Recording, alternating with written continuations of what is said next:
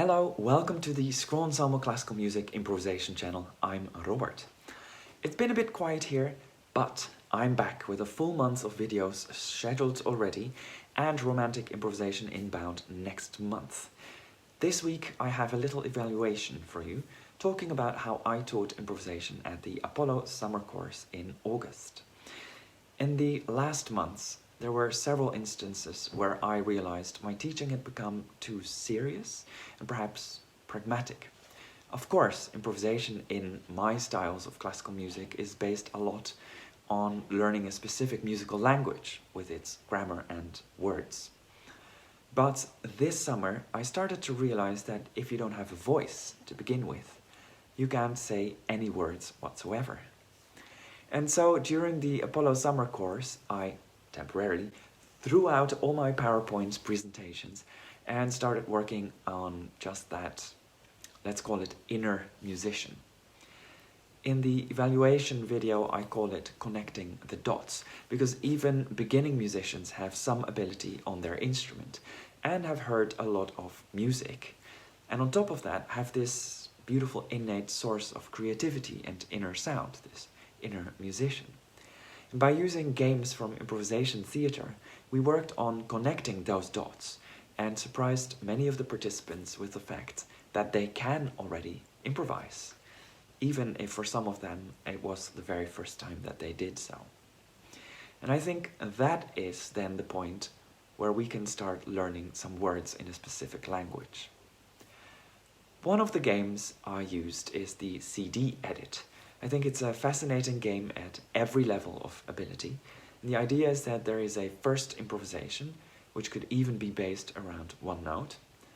It's often good if it only takes about a minute. Timed improvisations, by the way, are also a very good exercise.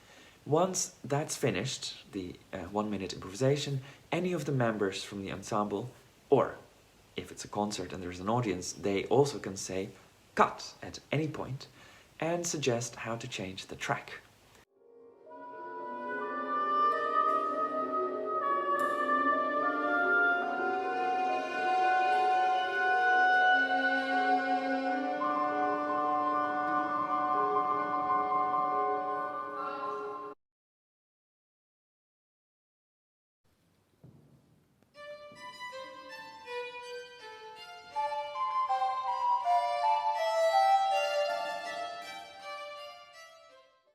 In more evolved versions, you could even rewind and select specific things to keep or change, transpose, change the instrumentation, accompaniment, change who's doing what, change the speed, etc., etc.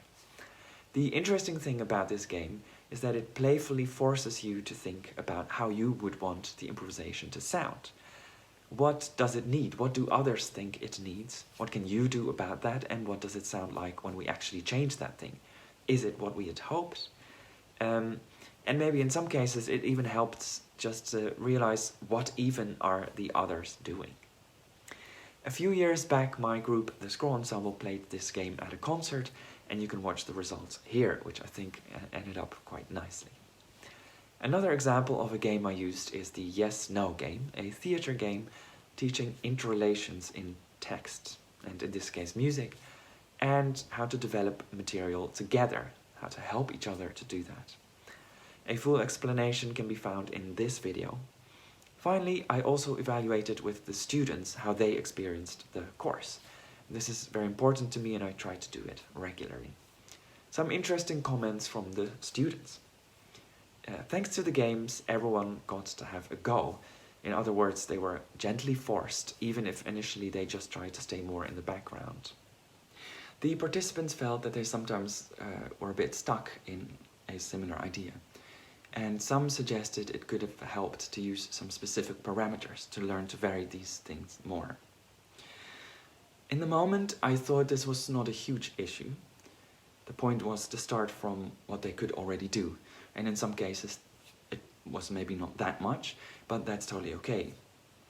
On the other hand, using this kind of parameter work would have helped to show them different options that they could apply even to what they can already do, like with dynamics or articulation or range. So definitely something I'm going to take with me for the next workshops. If you want to watch the full evaluation and find out about all the games, the concert and more, you can find it in a 22-minute video on Patreon in our Mozart tier, or also if you prefer in a written out text there. From now on there will be such a video every month, and I'll also start adding these retrospectively, since this year has been really interesting, especially in teaching improvisation in different places every month. There is also a video from a few years back when I taught improvisation at the Apollo course, which you can find here if it interests you. For now, thanks so much for watching, and of course, please feel free to help me by subscribing, liking, sharing, and or letting me know your thoughts and wishes for future videos. Thanks.